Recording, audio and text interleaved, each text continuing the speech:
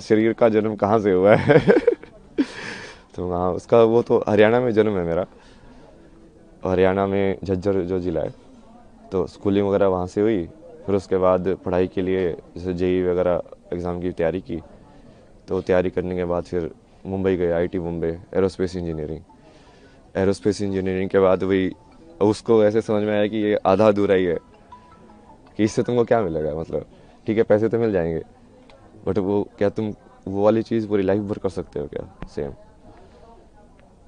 अब वो लाइफ भर यदि नहीं कर सकते हो, मतलब तुम उब जाओगे उस चीज़ से। तो मेरे को वैसा चाहिए था, लाइक पूरा जॉब, लाइक हाँ ऐसी चीज़ मुझे मिल जाए जो मैं करता रहूँ, बस मज़ा आता रहे, लाइफ चली जाए पूरी है।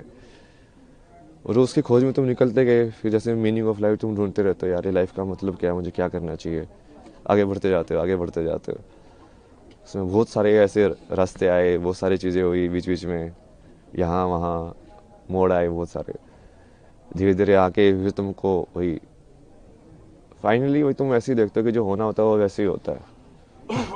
तो वैसे ही हुआ, सत्य तक पहुंचा मैं जैसे भी पहुंचा। लड़खड़ा के भटक भटक के।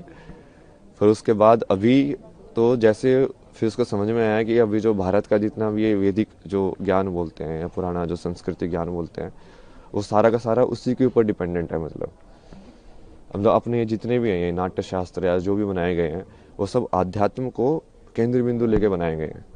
सब राग जो डिज़ाइन हुए हैं, म्यूज़िक से लेके, परफॉर्मेंस से लेके, फिर रहन सहन से लेके, फिर जो जो परिवार का जो विधि है, शादी का विधि है, संस्कार जो होते हैं बच्चों के सारे ये उस चीज़ को केंद्र बिंदु लेके डिज़ाइन किए गए हैं, पूरा सिस्टम। जो पूरा जो जैसे आश्रम की व्यवस्था थी पहले कि हाँ ब्रह्मचर्य आश्रम होगा, गृहस्थ आश्रम होगा, तो वो पूरा वैसे ही उन्होंने बनाया है कि अब इस माया में तुम कैसे डिज़ाइन करो कि वो आध्यात्म वाला जो कनेक्शन है वो बना रहे, कि लोग खो ना जाए ज़्यादा। क्योंकि माया को तुम हटा नहीं सकते हो, क्योंकि वो माया बनी हुई इसलिए एंजॉय करने के लिए, उसको जीने के लिए। बट वो यदि कनेक्शन टूट जाएगा, जो कि अभी काफ़ी टूटा हुआ है, अभी लोगों को वही लगता है कि ये सब अलग अलग है। अलग अलग नहीं है, वही की चीज़ है वो। ऐसे ऐसे कौन क्या कैसा अध्यात्म है, और कैसी कौन सी चीज़ें जिसने आपको ट्रिगर किया अध्यात्म में, इस स्पिरिचुअलिटी को? ऐसा तो कुछ नहीं है ना जिसने ट्रिगर किया स्पेसिफिकली, लाइक अलग अलग थे चीज़ें जो अलग अलग मोमेंट के लिए ट्रिगर करते गए। झुकाव आया अध्यात्म की, अब अध्यात्म में जाना है, क्या हुआ ऐसा?